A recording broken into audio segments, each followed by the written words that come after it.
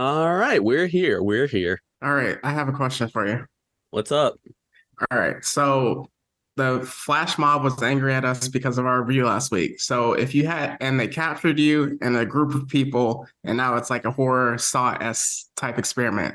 My question is, who is your dream team? Your five-person squad that would escape. Everybody lives in this scenario. Do that have to be real life people?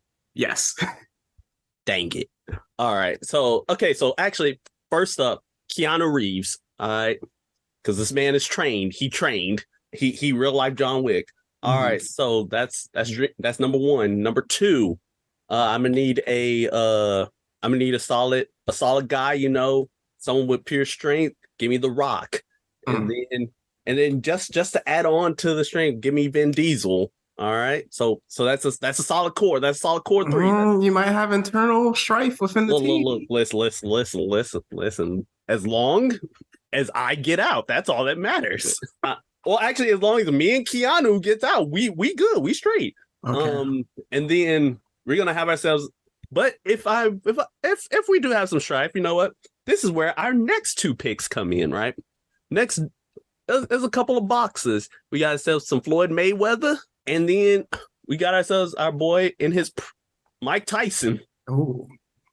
Again, we got shooters, we got solid folks, and we got solid hitters out here in the streets. All right, I'm Okay. set.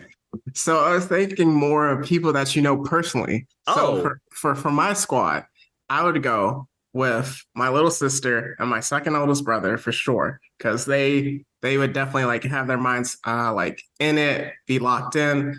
I would have my oldest sister, but the problem is she has kids. So you know how sometimes it is in movies where it's just kind of like it's like that subplot where they have your kids and it's like you get betrayed at the end. So but she's like me and my second oldest brother, where it's just like watches horror movies, studies it, gonna be completely locked in. But we gotta do like a probationary period first, and then for my last person, I'm getting you because when we went to the theaters and we were watching the preview for The Nun, we were already locked in.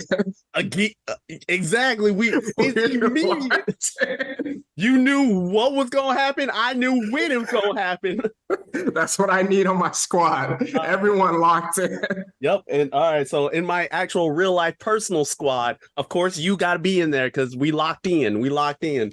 I would take my sister, but she kind of faces some challenges right now. I don't know if she's physically up to it.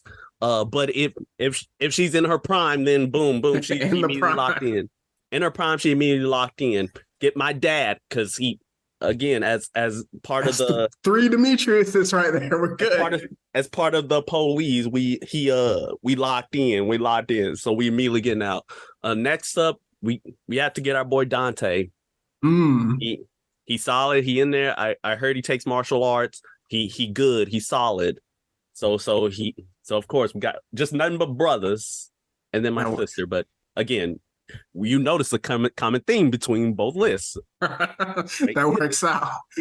We making it. So I'm Demetrius, And I'm Demetrius, and Meet Meets presents. the Blurred City podcast. So you can already tell listeners our energy is back after last week's train wreck of a movie that we had to watch. It completely wrecked the podcast. We're never talking about that again. So we're What moving what forward. episode? It's in the shadow realm now. So with that, we are going to do our movie review of The Blackening, a movie that we both were super excited for. It forced us to like break our rule of not seeing movies together, but it was definitely worth it. So hit us with the legal spiegel so we can get into it. Man, the purpose of this podcast is to explore digital and print media. All sources we reference are owned by their respective companies, and our thoughts and opinions are strictly our own and reflect no biases or corporate agendas. Your discretion is advised. Let's get it. So, yes. So with that, we're just like moving forward talking about Blackening. We're going to take a break next week. Although you will hear our first episode of the Secret Invasion mini episodes that we're going to start dropping for the Marvel Secret Invasion kind of arc.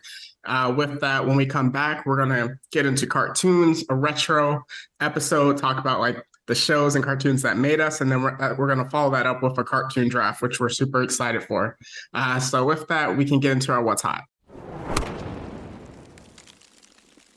All right, so let's go ahead and talk about it real quick. In the anime scene, we still have One Piece. We still have One Piece going dummy with the animation, and I know it's about to pop off real soon. In the anime, specifically the anime, and we know like the Black Clover movie just Yes. dropped. I know our dear co-host here has seen it. I haven't seen it yet, Oh, but you gotta watch it. it's on my to-do list. It's on my to-do list this weekend. And then Demon Slayer. I'm so mad at you that you did not warn me that that episode would put me in the emotional roller coaster. Oh man, I see. I knew what was gonna happen in the events of that episode. I knew what depths we were about to go. All I had to say is it was time. I was going through it, man. Yep, you was emotionally going through it, and I'm just here like, all right, how they gonna animate this? How they gonna make this look good? Uh, but yeah, so and then we got that. Then cutting over to the comic book scene, still have Summer Symbiotes going stupid. I still have my all of my variants for the Venom the other. We out here grinding for these covers. We have ourselves KLC Press. We have the Schlub, which is coming out soon. We also have To Kill Your Darlings. That's coming out in September. So go ahead, pre-order those comics. Come on. King Spawn still going stupid. Philadelphia going crazy. I can't wait for October to hit when we get our Faded crossover. Vanish is done. I'm a little saddened by it, but it's currently shaping up to be done for right now. Oh After no. 8 issues, and we're not gonna talk about it. Um, getting into depression for a great episode. So let's keep on moving, right? Let's go ahead and talk about movies, shall we? So first thing, this is something that was actually just revealed recently at the time of this recording. At the time you're hearing it, you probably heard it already. But apparently, Across the Spider-Verse is extra. They released multiple versions of the movie in theaters with Ooh. small changes, like changes in dialogue and changes in like certain animations. Ooh. So the versions that you see in the theater may not necessarily be the same one that your friend might have seen, which is wild. That's wild. I'm I actually saw that this morning. You're right. Yeah. I'm just here like, how is that? I've seen it multiple times, but I have not noticed such differences. We're in the multiverse. Yep. This is the timeline. Fortunately, this isn't my canon event yet, so it's still shaping up to be good for your boy. You can have good canon events. Do we though? But now let's talk about the actual no, I'm not gonna talk about it. Let's see what you have before we get into our next segment about All our right. real canon event. So just some like movie and TV shows announcements. So by the time we come back and post July 4th, we will be on the precipice of Jujutsu Kaisen season 2, of Bleach, the Thousand Year Blood War, part 2. Spy Family was announced for a movie that's coming out this year, and then Konosuba is getting a season 3 dropping next year. So with that, yeah. Any thoughts before you want to get something off your chest? I'm for those anime. My body is ready. That's all I need to say before we get into this one. All right, let's talk about the canon event.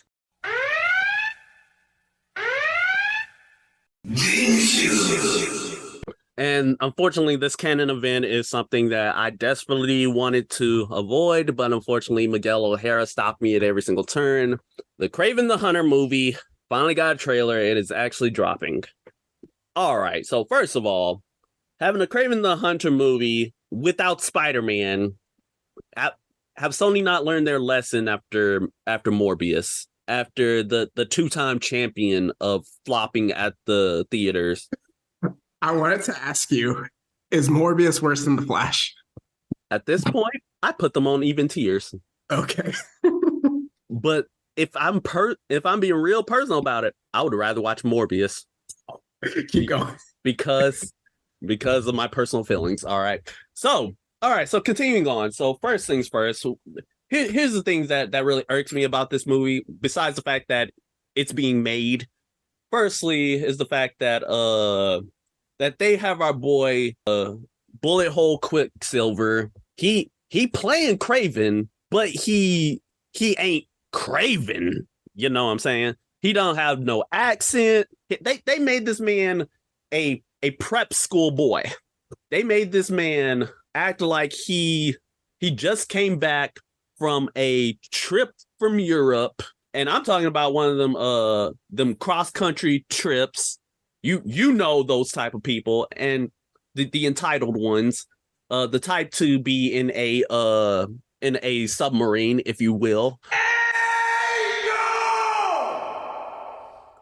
But in any case, he has no accent. Secondly, somehow he gets his powers from the blood of a lion, to which I'm just here like, ain't no way, because his powers is supposed to come from Calypso, from a potion, all right? So if anything, he gets a potion from that, not from a stupid lion. What do you think this is?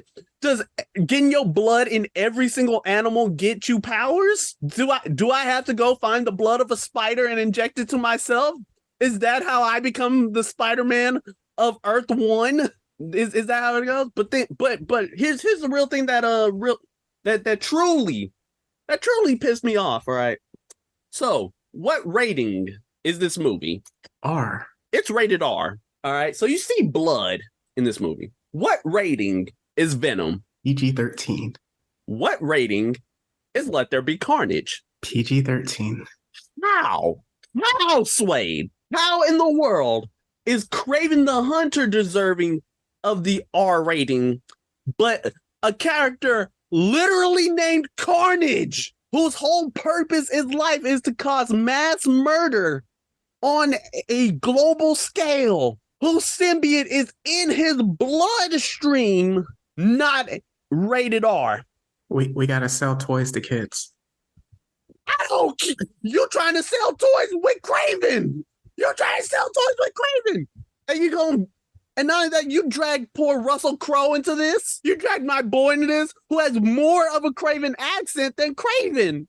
Nah, I ain't buying it. Nah, Venom and Carnage deserved better. Sony, once again, y'all proved that y'all just cannot handle live action Spider-Man. Just give it up. Give the rights back to Disney full time, and then, you know what? Just keep the Spider-Verse. Just keep doing what you're doing with the animated. Actually, yeah, just keep doing what y'all doing for that. Next year is about to be popping. I just need that movie to finish, and then you just give everything over to Disney, because we clearly can't trust you anymore with live action nonsense. And I swear, if I see Morbius in this movie, if I see Michael Keaton Vulture just pop up out of nowhere, be like, hey, I know this has something to do with Spider-Man, and you don't confirm which Spider-Man this is or which verse this is in, nah, get out of here. I don't even care if this movie somehow has Venom in it. I don't even know if I even care, because this movie, I'm not seeing it in theaters. I promise you that. I promise you, I'm not giving my money to this. All right. So that's all I got for this. Did you want to talk about the One Piece live action? Oh yeah, so all right, so here are my quick thoughts on the One Piece trailer. It semi looks decent, okay? It looks decent, and knowing that Oda is actually over it as like executive producer is cool. My problem is it's still a live action adaptation of an anime, and do you know how many that have been released that were actually good? I know the Bleach movie was good. How many did we actually see that was good? It's not. So you said just Bleach, right? Yes. How many bad ones are there? A lot. The American Death Note. Do I even need to mention, well, DBE? Lord have mercy. See, I can't even say the full name because it just leaves bad taste in my mouth. So you know what? Hey, let's just move on. Let's get into some happiness, all right? All right, so we're going to take a quick little break to kind of boost ourselves up and then jump into it. All right, so we're back for the blackening. We don't really need any pre-spoiler chat. I don't think there's anything you need to prep for going into the movie. All I will ask before we get into spoilers is, what did this movie do to you post the last week that we had? It filled me with just complete and utter joy.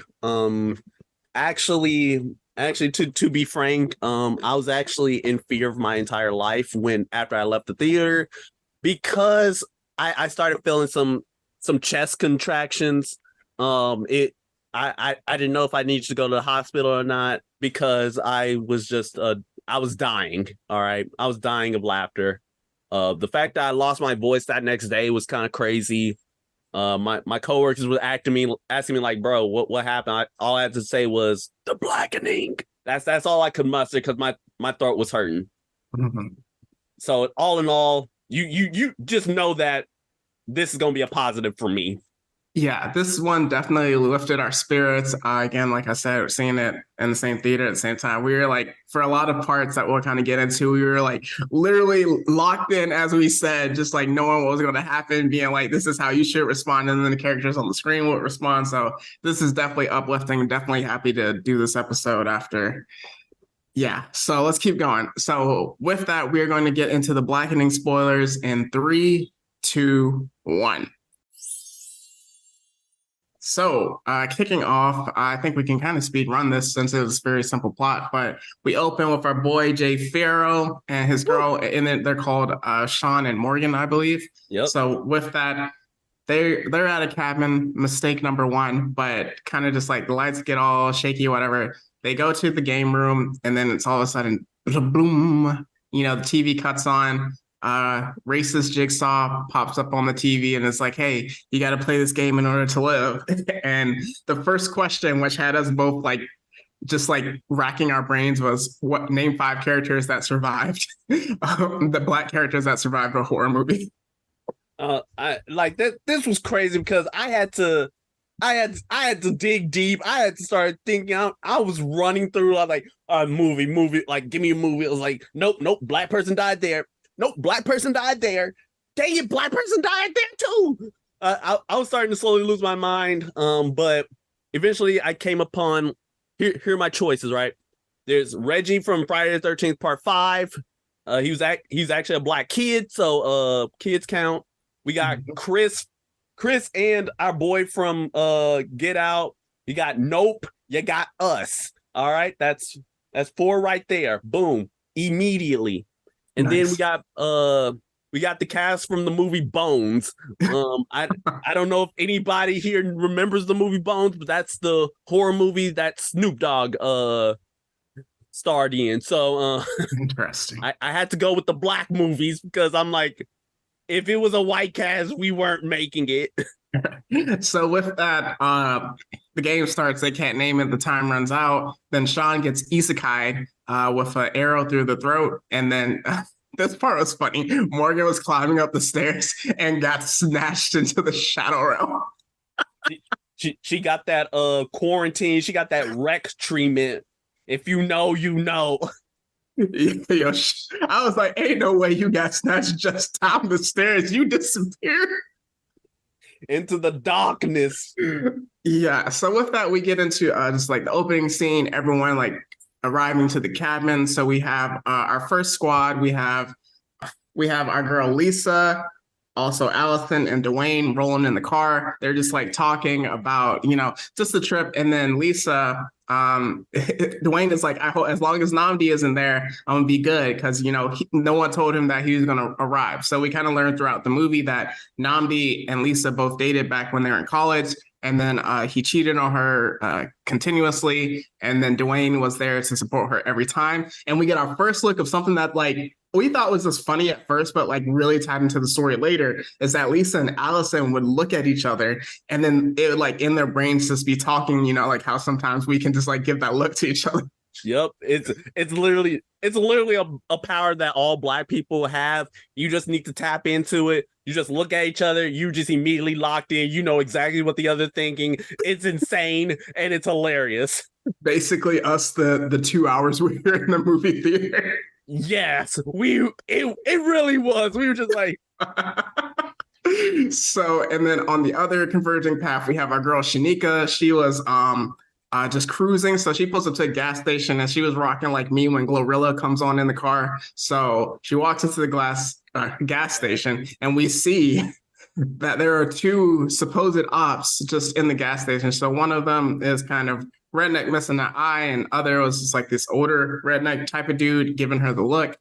So like the one missing an eye is like really, he's like kind of stockish with her. And then we run in, and she runs into Clifton, who also went to college with them. And Clifton is no one gets his name right, which was so disappointing at first. I mean, well, firstly, the man had an iPhone. I mean, he didn't have an iPhone. He had an Android. All right. So that was mistake number one. As a black man, is like, listen, you can't have Androids around here with us. It's iPhone or you have no phone. All right. You might as well just claim, listen, I don't even have a phone. All right. Or I can't afford an iPhone. And yeah, Clifton, he's kind of like the nerd. He has like a lisp. And the glasses. He has like a weird way of walking and just all that good jazz. So I just let you know he was the stereotypical black nerd, which I'm like, dang. Yeah. Why do you have to do us that dirty? So the first trio, they pull up to the cabin. We see our boy King, who is getting profiled by Ranger White over here. Literally his name. That's crazy. And so like with that King, Fro, light-skinned dude, and then he was just saying, hey, we rented this cabin. I couldn't get in with the passcode. Ranger White was like, hey, yo, the people that own this place usually don't rent. And they were like, yeah, to us. So with that, moving forward, Namdi pulls up out and he's like, hey, Lisa, hey, Allison. And Dwayne is like, yo, I'm not having this. So he walks away. And then Allison pops a Molly in his mouth. No, that was Lisa who popped. Yes, you're right. You're right. He popped that Molly for him.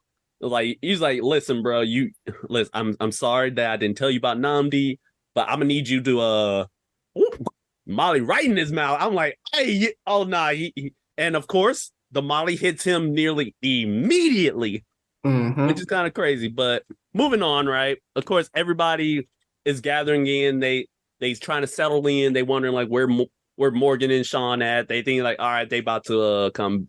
They about to arrive late. As we all do, unfortunately, stereotyping the black delegation. But then we get an excellent scene of spades. All right, an excellent game of spades, which I'm just like, yeah. Oh wait, but before that, we have King, played by Vine star Melvin Gregg. He and Namdi are talking, and at the same time, King is making Kool-Aid, diabetes juice. Look, he followed the instructions. All right, he used the pack, he used vodka, and then he poured in sugars till the ancestors told him to stop. All right, so yes. he locked in, but unfortunately, according to everybody else, it was too sweet, and it's liable, is important. And it's liable to give you cramps. So keep that in mind. All right, we sure didn't until it happened. All right. But yeah, and then we cut to spades. We have the guys, which was Namdi and King versus Allison and Lisa, and you just see like, all right, it's just a regular game of spades. If you in the black community, you know how intense it gets, and the girls they doing the mind trick again. No, they just look at each other. It's like, hell on, you got that spade. You got that big blind? It's like, yeah, I do. Just roll with it. And the girls end up whooping the guys, and I'm just like, dang, come on, guys, they're gonna lock in, man. So I have a question. When are we gonna run pockets and spades? But I feel like if we play together, that might end the podcast. So here's the thing, right? If we play together, we have to be on the same team. Because if we are going against each other, I will do everything in my power to screw you over at every turn. We have to lock in. And plus, we can't even look at each other because we'd immediately know what we have in each other's hands. It's going to be like full counter. Yeah. I would have to find a way to bluff you. And that would be crazy. So So yeah, it's gonna have to be me and you versus Afro Puff Samurai and I don't know who else. Person of her choosing. Person of her, victim of her choice. Uh, So we calling them out. yes, we calling you out. We need to run a game of spades. I have decks upon decks of cards. I can, and if you need to learn, then go ask your granddaddy because I ain't here to coddle you. So yeah, moving on. So back to the movie. So in a really cool scene, we see that toxicity always wins in the end, and Namdi and Lisa are back together. So they have a quick scene where they hook up. And just like that, you kind of see again the spookiness of the house, lights flickering, doors closing randomly from time to time. And then our boy, Dwayne, again, who was one of the most locked in people in this entire movie, he's On a downstairs. Molly. Yes. On a Molly. He's Yes. locked in. So he's downstairs. The door is kind of weird or whatever. And it's so funny. Like the door was like slightly cracked. And then I reached out and I was like, close the door in my seat. And he did the exact same thing. And he turned to me and was like, let's go. And then our girl Shanika pops up and she's like, surprises him. So then we get it cracking. And then as soon as she walks in the door with Clifton, she sees Lisa. She doesn't have a filter. Let's put it like that. So so with that, Namdi and Lisa get exposed. I can't say what she said, but they get exposed, and then everyone turns to Dwayne, and Dwayne is like, "I'm not gonna blow up. I'm here to have a good time." But later, no enemies. Yes. So when they get to that the next round of spades, he starts throwing. He doesn't even throw shade. He throws like the entire shadow tree. Ooh, it was, and another thing is the fact that like Clifton, he wanted to play, but he didn't know how. So they all told him like, listen, bro, we can't have you in. And if you part of the black delegation, you tried to learn spades from the adults at the adults table at the family reunion, you knew what response they were gonna get. You knew what time it was. If you didn't know, you were not allowed at the table. You were not allowed to be associated at the table. You were not allowed to speak. You just had to stand there and look at the game and hope that you learned the rules. Yes, and this is important for later on. So then we get to the shenanigans, all the lights cut, and the entire just like crew has to kind of look for different things. And with that, they go to the basement. Again, it says game room. Originally in the movie, it had the game room sign taken off of it, which was really interesting because when you first see it with Morgan and Sean, it has the game room tag on it. So they go downstairs, and then again, Blackening, racist Jigsaw pops up, the minstrel Jigsaw, if you will. And then he's just like, hey, if you don't play this game, you gotta, Morgan is gonna die. So we see that Morgan's alive, kind of escape the shadow realm. And they get a good round of the Blackening. I mean, they were answering all the questions, but the one question that, of course, would mess them up is one of the most divisive shows in our community, Friends. It's like, name, I think, 5 black actors who guest starred on Friends, and they all started giving answers, which was hilarious because even I was like, who in the world? I didn't know any, so I immediately probably would have got that wrong. But in actual reality, I actually would have got it right because the answer was, black people appeared on Friends. So I would have got the question right.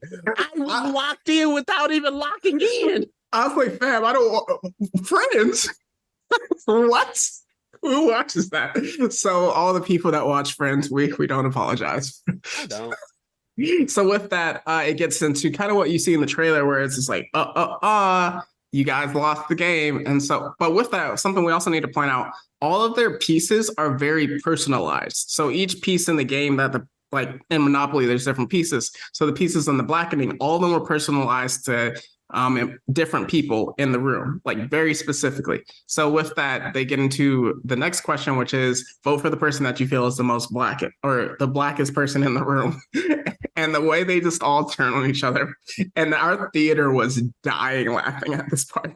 Oh my god. Oh my Lord. I was dying at this scene because it was quick. It was hilarious because like, all right, King actually brought a gun, and he was the gangster one. But then Namdi was literally the blackest from Africa. Yes. Shaniqua, she just fires off the N word like it's going out of style.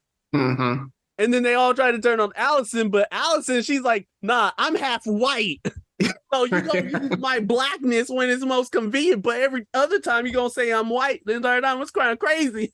But unfortunately, they all turned to Clifton. Who definitely wasn't the blackest person in the room, but some of his explanations were wild, to say the least, and we'll leave it at that. But they voted to get him up out of here, and Clifton was hurt. You could see it in his face. So he went out with to kind of fight back, and he got isekai. Yes. He got isekai as well with an arrow to the chest, if you will. So with that, the door is unlocked. All of them try to escape initially, or I think they try to escape initially, then go back and it's locked again. But the minstrel Jigsaw again says, "Hey, you got 3 minutes. The doors in the house are going to be unlocked, and then the door to the outside is going to be unlocked. So do what you will." And Allison, no, before that actually happened, Morgan escapes from her chair because she has the world's strongest weave. Yep, and then she tries to leave, but unfortunately she gets caught lacking. Gets taken out, and then like King tries to like help her with the gun, and he gets shot with an arrow immediately in the arm. Yes, twice in the same spot. Like that level of luck is impeccable. But and then also while trying to pull out the arrow, Allison ends up stabbing herself. Like ow! And as such, our boy Shaniqua, our girl Shaniqua, she's like, all right, hey, I got painkillers, and gives it to both King and Allison, but she gives like more to Allison. Mm-hmm. And then King sees what's on the bottle. It's Adderall. I'm telling you, I was like, oh, they about to go dummy. And immediately Allison's like, whoa. Yo, she's a space cadet at that point in time. Yep, she on another planet. And she also votes and this is when her white side comes out. She makes probably the whitest decision in this movie, apart from everybody getting in a cabin in the woods. Yes. Let's split up. Yes. We get half the crew to like run outside and go get help. And that's Team Light Skin. Yes, it's all the light skin. So Shaniqua, King, and Allison, they all leaving out. Mm-hmm. And then you have all the others. Team Dark Skin. Team Dark Skin, Dwayne, Namdi, and Lisa, they just want to stay inside and just, fortify up. Lisa got herself like a little vase. Candlestick, something. Dwayne, he out here got a meat tenderizer. And then I forgot what Namdi had. He had hands. That's all he had. Oh yeah, you're right. So then they split up like idiots. and from there we get 2 divergent paths. So with the Team Light Skin, they in the woods. Allison is losing her mind. Again, she out here in different she in a different solar system right now. King is trying his best to like keep her together. But of course, he has a bad arm. Yeah, he had a bad arm. And you can tell like the Adderall is about to slowly get him. And then, and he has like a pocket knife. Because of course he dropped the gun. Yes. Obviously. And then Shaniqua, she just like, listen, hey, if I just swim across the lake, I'll swim across the lake because I'm defying that stereotype, unlike you other 2 bozos. and then I'll go get help. So of course, the killer in blackface, in a blackface mask, mind you, he got his crossbow. Allison, she just dipped. She's somewhere else. Literally. I'm not talking about like her mental. She's somewhere else. And then you got King who's in a tree trying to be lookout. And he tried. And old boy keeps missing that arrow. He keep missing the arrows. But then King decides like, all right, I'm going to just jump down and try to get him. Unfortunately, he drops the knife. Yep. Which lets the killer just go. He just looks up And then King just comes in and just starts giving him hands. Yes, I Because love that part. I love it because White Boy, he could not fight. Not box. He had no hands. He Yes. was just done for. Yeah, King was certified pocket runners with two of his hands. But With one again, hand. He was using yes, you're right. one hand. You're right. Because he tried to use in his left one and it really hurt because of the wound. But because of that diabetes juice he had earlier, he caught a cramp. Yep. And I put him on the ground. And then Allison just finally had the Adderall fully in her system. She finally back on planet Earth. And she pulled out the whole Rambo, like dirt on her face. And she goes in with some martial arts maneuvers. She pulling some Kill Bill. Some X-23. X-23, she pulling. Oh yeah, that's right. Oh yeah, that's right. She did because she had like Yep. three Of the crossbow bolts, yeah. arrows at Wolverine calls and just bing, bing, bing, giving this man the entire treatment, the X-Men treatment. Was crazy. So then they pull off his mask. Shanika comes back from the water, pull off his mask. It turns out to be the dude from the gas station earlier that was missing an eye, which kind of explains why he can't box, because he literally can't defend himself from one side. So with that, we go back to the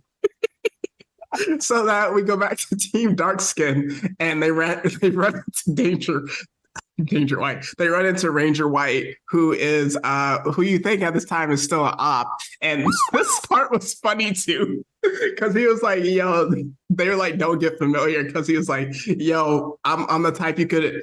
Oh, they said, what would you do if you get invited to the cookout? He said, I wouldn't go respectfully because my presence would make everyone uncomfortable. Yeah, see, he was locked in. He's like, hey, don't get comfortable, white boy.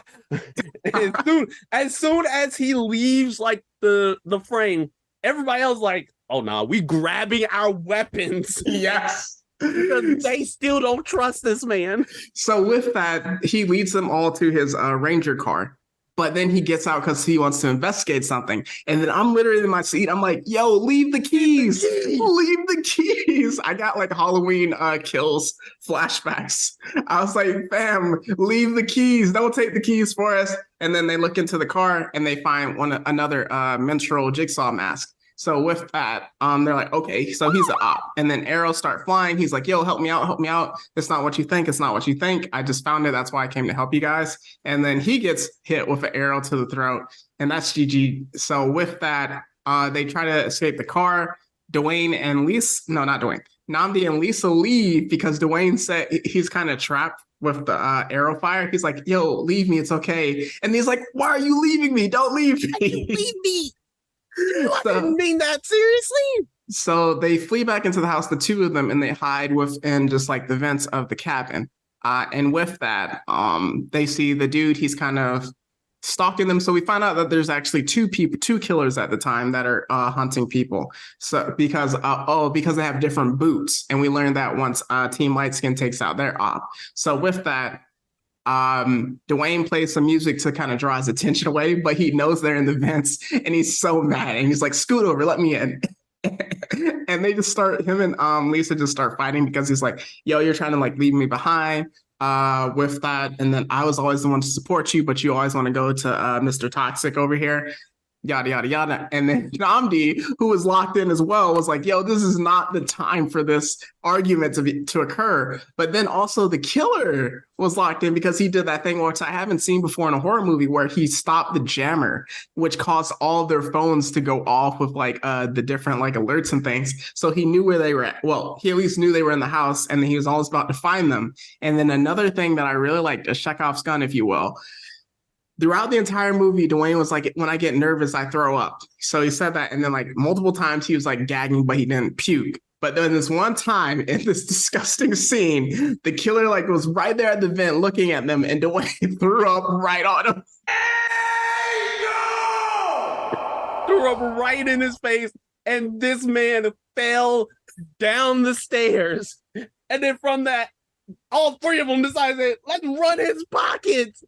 Fight back. And they whoop this fool. They whoop his whole behind. Lisa turned him into a puddle of mud, if you will. Put him in a pack. put him on a Oh, t-shirt, and then so yeah. and at the same time, like essentially, like she is just venting all her frustrations at Dwayne. Hmm. Basically, like how I'm is like, listen, I can make control of my life. You stupid. Why do women have to save all the black men? So yeah, so with that, and then Dwayne and Namdi are rightfully scared of her. Then Team Light Skin comes back into the house, and they're like, "Oh, what are we supposed to do now?" So we killed both of the killers. Let's like figure out what's going on. Earlier in the movie, Team Dark Skin like saw that in the basement there was like where they were keeping Morgan at, and then kind of there was a well and stuff like that. So they go down. Three of them plus Shanika, and then we see that Ranger White is dead, sitting there, and then also a dead Clifton, which we presume. But then on the video, they see something weird where it's just kind of like the clippings and stuff like that, where it's like this old lady got hit by a car, and then she ended up like dying. And then there was like a manslaughter charge on it. And then our boy Clifton rises up and he's like, I've been the mastermind all along. And the thing is, like, I got the suspicion that he wasn't dead, but I didn't know he was like going to be the main. I knew a black person was behind all of it, but I didn't know it was going to be him. So with that, like he's like I'm behind everything, and you know why I did all of this? Because years ago when we were back in college, we were playing spades, and I reneged, and you took my black card away from me and wouldn't let me do it. So I got drunk that night, got in the car, and then I hit this old lady and had to do a manslaughter charge. Was in prison for 4 years, which is kind of crazy. But so yeah, he full villain. He got like explosives like wrapped around it. He got the crossbow ready to shoot. And essentially he's like, all right, we gonna play this game again. Mm-hmm. Let's finish the blackening. All right, Lisa, who here is the blackest? And then and like she's at first like her and Shanika, they looking at each other, they doing the mind melding thing. They're like, look, we know what, I'm not gonna do it, but like I may have to. And like Dwayne mind melds with Nandi, Yes. to which Nandi's like, wait, hold on. I didn't know we guys could do that. Mm-hmm. I thought that was only a girl thing. It's like, listen, you just have to lock in, just gotta lock in. But listen, I go high.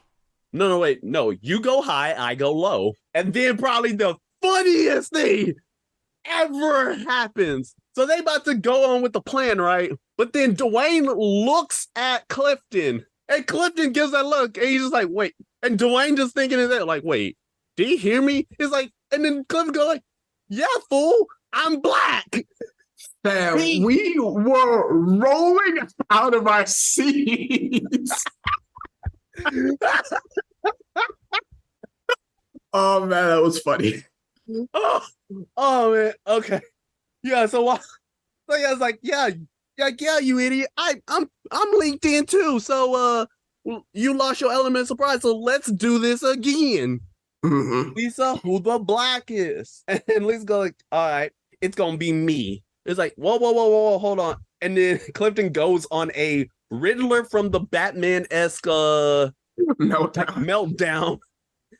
And she's like, no, you have to choose somebody else. You play by the rules. Mm-hmm. And at the same time, Allison and King, they locked in. Both of them, like, they get the jammer and like Yes. the light. Well, get the thing from the from one of the dead guys to turn off the lights. Yes. So he does precisely that, which gives Dwayne the ability to like just fight Clifton. Mm-hmm. And of course, Shaniqua, she gets the crossbow and she's aiming it, but of course she can't see in the dark. So it's like, no, both of them are trying to confuse her. Yes. And she's like, okay. We won't repeat what she said directly. He's like, hey, say something, Dwayne. Say something that'll let me know that it's you. That ain't what she said, but it is not. And then Dwayne just go, hey, that is really offensive. And then she's like, gotcha. Bam! Shoots Clifton right in the chest, and then they knock him into the well where Morgan and Sean's bodies are. Yes. And then we hear some laughter towards the end of it. But after that, oh yeah, Clifton also shoots Namdi in the chest because he takes it for Lisa. So love wins in the end. But with that, the last part, which was really funny, they were like, "All right, we gotta get help. Should we call the cops?" And they were dying laughing. I was like, "No, let's not do that." And then they're like, "Oh, but the car tires got slashed. We actually do need help to get out of here." So it's like, oh, and then Dwayne comes up with a great idea. He changes clothes off screen, and then he calls the fire department. He's like, "Hey, listen, the fire department, they're sure to help us, right?" Only to get hit with a 1963 Birmingham experience. Yo, They got the hose. They got hit by Blastoise, man. The hydro pump. They got hit. They got hit with a water spout. They got hit with hydro pump, hydro surf. They just got hit with it. It was hilarious, and that's how the movie ends. Yeah, but with that, again, the laughing of maybe Clifton. So hopefully there's a Blackening 2 in the future. So we will definitely be there for that. Oh my goodness, I had not laughed in so long, bro. Dude, that was so funny. That was such a funny movie. Oh, I'm actually in tears right now, just recapping just that experience, bro. Ah, yes. And then we also saw it right on Juneteenth, which was special too. Yep, we were locked in. I forgot what shirts. Well, I knew you had like a black pants shirt. I forgot what shirt I was wearing that day. I was wearing a Nation of Domination WWE shirt, specially signed. So yeah. Yep, I forgot what shirt I was wearing. I'm sure it was black thing, but but we were locked in. Yes. So I don't think we need to do any like deep conversation with it. We can go straight into awards, I'm thinking. Yes, we do. There's nothing more to see here. All right. So let's get ready for our Blackening Awards.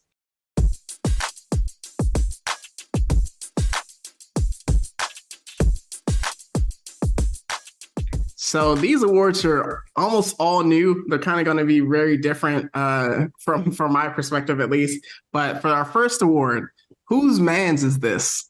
And this could go to none other than Clifton. He wasn't technically invited to the party, but he invited himself because he was the mastermind. But literally throughout the entire movie, everyone got this man's name wrong. He was just like completely lost. He was out of place in this friend group. And just like Clifton, come on, man. Whose man's is this? Come get this award.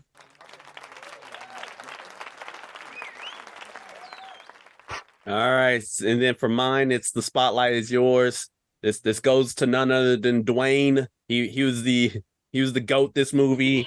He down hilarious. And he also came up with the MVP, with the whole throwing up, with protecting the crew. He was a real one. He was hilarious, especially when he was on the Molly. So Dwayne, come get this spotlight is yours. And before you sit down, Dwayne, you can also get a friend you can rob a bank with. He was down for Lisa since day one back in college. And again, throughout this entire movie, he was helping, he was consistent, he was locked in. So you are also a friend you can rob a bank with. Yes, sir. Yes, sir. And then my next award is the Gruesome Death Award. This goes up none other than to killer number 2, who got his face smashed in by Lisa in her rampage. It was so crazy that they couldn't even show it on screen. That is how vile this woman's rampage was against that killer. And I'm just like, you go, girl, but dang. I mean, rightfully deserved, but geez. So yeah. Killer number 2. I know you in the afterlife right now, but hey, get this award. And while you're in the afterlife with your brother, you both can get the Mess Around and Find Out award. Both of you decided to play these stupid games and, got hired by Clifton because you wanted to, take out some Black people, but y'all messed around with the wrong group and y'all found out real quick what happened. So come get this award.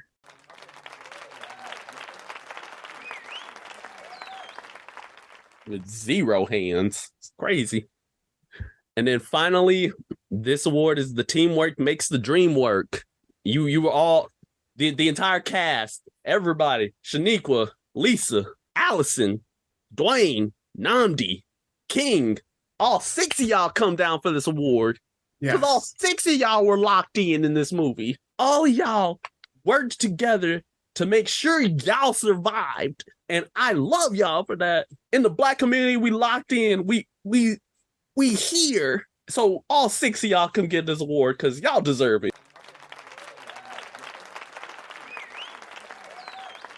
Yes. Now, just don't fight over who's the MVP. Well, we're actually about to fight over that because we're not doing tiers for this movie. It was just a movie that we kind of didn't need to do tiers for. We're doing the locked in rankings. So for all the characters, we're ranking the least locked in to the most locked in. But I have a question because this is going to be tough. Does Clifton, do we just exclude him? Because he's either going to be last or he's going to be first, technically. I say exclude him because he's the op. Like he's the op. He's the mastermind. He ain't locked in with all of us. That's what I'm thinking. Okay, so for number 6, I'm thinking Allison. Let's talk this out because she was acting very like ditzy throughout most of the movie up until she did the Wolverine thing towards the end. So like the split up thing, I don't think she was the one that tripped, but like she was just acting weird throughout this movie. She was just like she wasn't locked in even in the Blackening, the original game. She was just kind of like not focused on the door and different things like that. So I think she was the least. She came in late, but she was the least compared to everyone else. You know what? I'm inclined to agree. Especially because like her white side was coming out way too often in this movie, which was kind of crazy. I'd say like it was because of the white it was because of the split up moment. That was the one that was like, oh nah, you ain't locked in, baby girl. You should know better. Every other character was like, don't you dare say split up. Everybody, all the other 5 knew, do not say split up.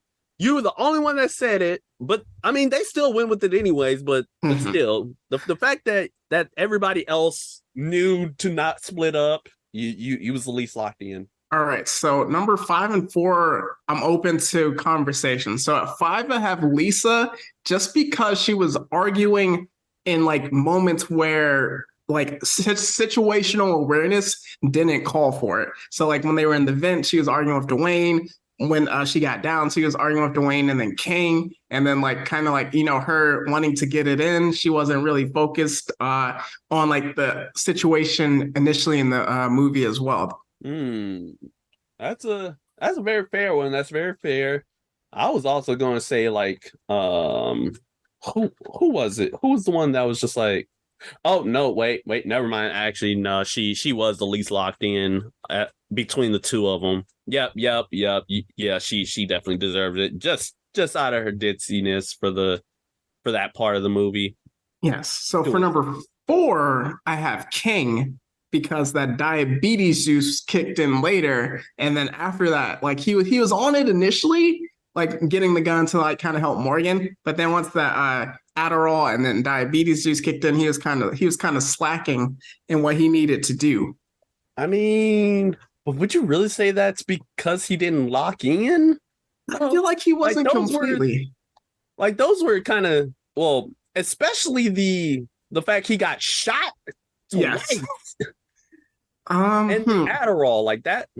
Okay, the cramp scene, yeah, that was all him. That was all his fault. Like that part, yeah, that's a little bit inexcusable. But I say like he was pretty solid like throughout most of it, right? See, I can debate because at number 3 I have Namdi. I can switch the two, but yeah, I can debate like those two because it's like Namdi really was not like that for like a good most of the movie. He was doing absolutely nothing. See, that's the thing. He was solid, but he wasn't bringing it down. He wasn't bringing it up really. That's kind of the thing. But King, he had that one down moment where he wasn't locked in. So that's why I was just like debating. Then again, he didn't. That sounds funny. He dropped the gun. Oh, that's a good one. Okay, because we can drop King. No, Namdi to 4, Then King moves up to 3. Yeah, because like he dropped the gun. Like we Yes. can understand why King would drop the gun because he got shot in the arm. Yes, Nagi did not have such an excuse. that's true. All right. So number 2, only because number 1 is unquestionable, but number 2, we got Shanika. She was definitely locked Yeah. in. Oh yeah, 100%. There was no doubt about it. She was out here. She was the only one that swam. She was able to dodge them arrows like a true queen. She was hilarious. She was able to shoot Clifton in the dark. It's kind of crazy. Yeah. Shanika was locked in. But And she number brought the 1, Adderall. yes, number 1 has to be Dwayne. He MVP was locked in. from start to finish. His black senses were 100% in there. His black card is never going to be revoked. He will never be uninvited from the cookout ever. And he was on Molly for 90% of the movie. Exactly. He was on Molly for most, if not the entire movie. That which is crazy that you were locked in even when under the influence. So, with that, speaking of removing black cards, start playing the music, please. With that, this is going to be Blurred City's first official black card revocation ceremony. As a person that has had their black card on probation since middle school, I can't be the one to oversee this. So, Meech, I will allow you to start the proceedings of one Clifton. All right. So as a member and as a firm member of the Black delegation, we have one Clifton here to oversee the proceedings of his black card removal on the charge of 1, trying to murder your fellow brethren, for 2, for watching all the friends, for 3, and this is probably your biggest sin, for voting for a certain political figure twice. You decided to embrace your MAGA. You embraced your inner hatred for your fellow black brethren, and the fact that you hired two other racially motivated individuals to your cause. The fact that you managed to get a whole game called the Blackening with the blackface, all dedicated to black trivia. You honestly, that was egregious, but also another big, probably actually even bigger than all the other ones that you mentioned. As a member of the Black delegation, this is undeniable. This is unforgivable. Reneging in spades. We cannot have it. Unfortunately, we cannot hear you out. We cannot hear any statements. We cannot hear any personal like defense, because you've already proclaimed yourself to be guilty. As a member of the Black delegation, I give the verdict that your black card will be removed until further notice. You may be eligible for review in 30 years. Yes, bring that here, boy. Just give it. And we will, as your punishment, you will also go back down to the well to serve those 30 years until the Blackening 2 drops. All right, so with that, you hate to do it, but it had to happen. Unfortunately, I've had to remove many of black cards. This was probably one of the most egregious examples. As much as I hate to do it, I actually was kind of glad this time, because we got rid of a pretty vile individual from our community. Yeah, his behavior was nefarious. So with that, we're going to get into our sponsor for the day and then have the return of one of our most popular segments. Stay tuned. Our sponsor for the day is the Blackening Training Boot Camp. So you're black and you want to learn how to survive a horror movie? Take some time at the Blackening Training Boot Camp, where we have minorities learning to survive these different horror movies. So if you're a kid in a Friday the 13th movie, you can learn how to escape Jason and not box him on a roof. If you're in a horror movie with a killer animal, you can learn from LL Cool J and Deep Blue Sea, Ice Cube and Anaconda. If you have nightmares on Elm Street, you can learn from Roland and how to box, but not in the fourth one because he got his pockets ran. And then finally, if you're in a situation where you don't know who's the op, you can learn from the OG himself, Keith David, from The Thing. With that, we can go into our next segment. All right. So this was a pretty fantastic time. This is a pretty, actually, you know what? I'm sorry. I can't do this anymore. There's been something that's been missing this entire time. I hear the sound again. You know what time it is. Let's get it. Let's do this with the Black Air Force segment. All right, team, we are here. We're coming at you live with the Black Air Forces, and you think I'd give one for this movie, right? But there's just so many characters to choose from. I mean, but who better to join the Black Air Forces, to be at a table full of menaces than Clifton? See, here's the thing about Clifton, right? He may have lost his black card, all right? But you can't tell me that this man wasn't devious with the schemes this entire time. You can't tell me that this man was meticulous in planning out everything in order to murder all these black folk, to murder everybody in this movie. To think that he was just, that he even played the role of a victim to try to get our suspicions away from him. So, Clifton, as much as it pains me to say, you are not joining the Black Air Force table, boy! What'd you think this was? You ain't making it! You thought you were joining! That's crazy! You thought you was making it! Nah, fam! You was never gonna join this table, boy! Your black card has been revoked!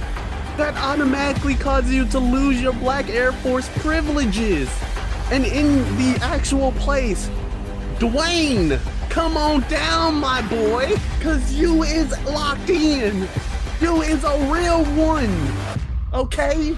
You are a brother in arms and color and everything. You said mess around and find out. You decided for you were able to shoot that one killer with that crossbow, and that was your first time with the crossbow. Crazy. You was locked in to close the door. You was locked in on a molly. You saved your friends with vomiting, and you even beat on this dude. You fought Clifton, the fake participant of this Black Air Force segment. You more than earned your place, my guy. You locked in. You my boy. You deserved it. And the fact that you were able to do what nobody else could, and that was change clothes off screen, which is kind of crazy. I don't know how long it took you to change from your outfit to that new one, but go ahead, boy. I see you. Come get these forces, cause I know you have like a perfect fit for them. Jeez. I know you got some of our listeners with that, because you definitely got me. I thought Clifton was getting an invite. You thought.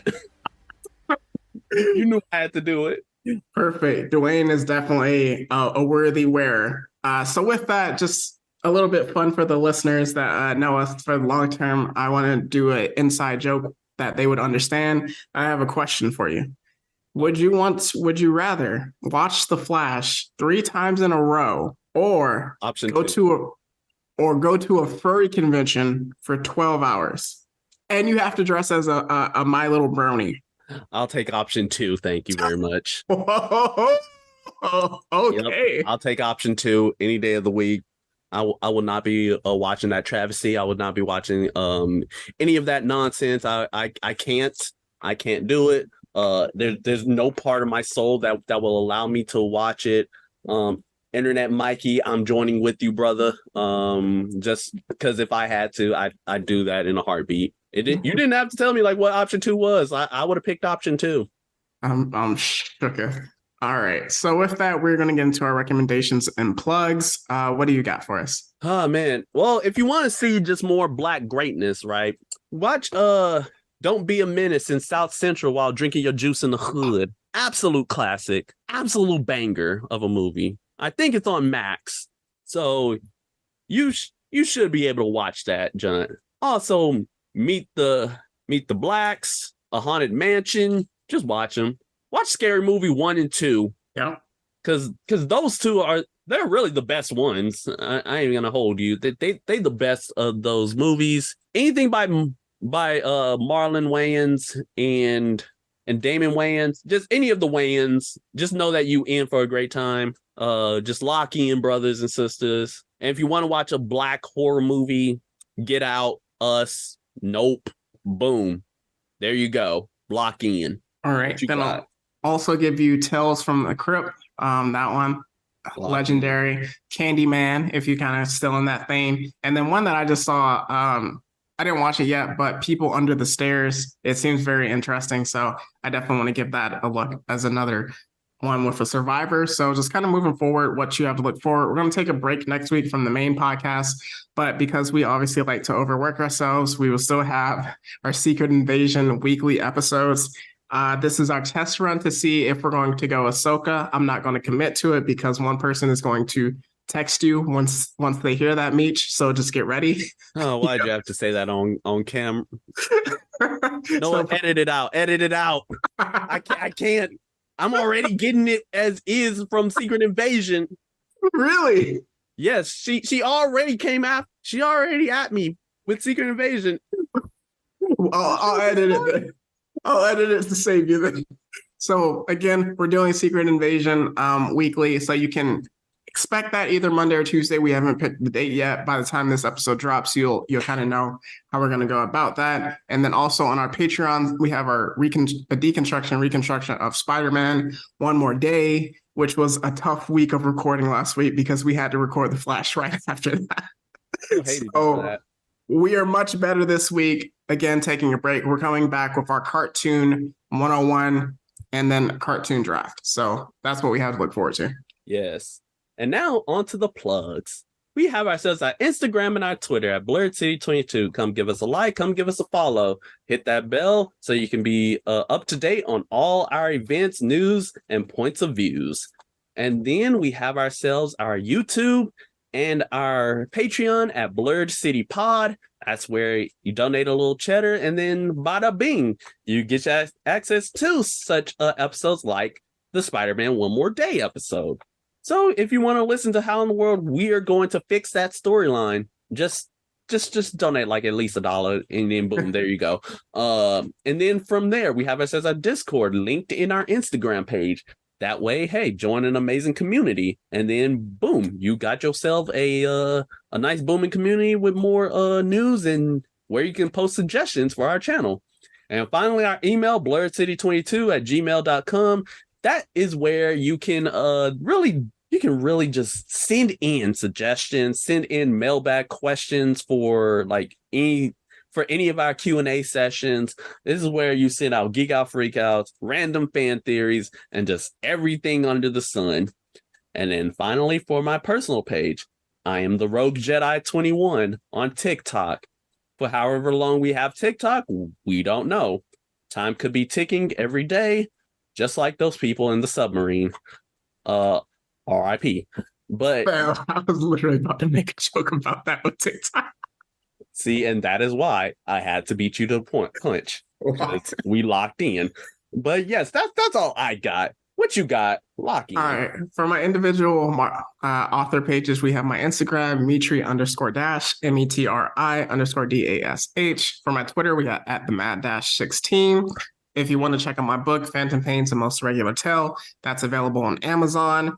I am almost done with the edits. My first edits for the sequel, that should drop by the end of this year, early 2024.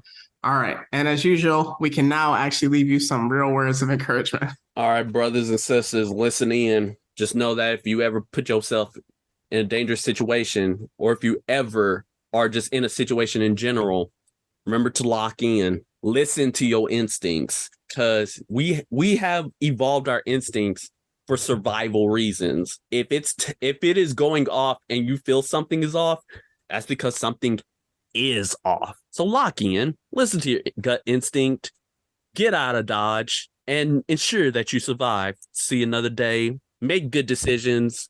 Do not spend $250,000 on a submarine.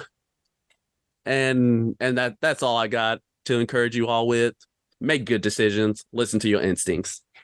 My words of encouragement are simple, just like my brother said. Lock in. And that's not goodbye forever. It's just goodbye for now. And that's a Blurred City podcast. See ya later.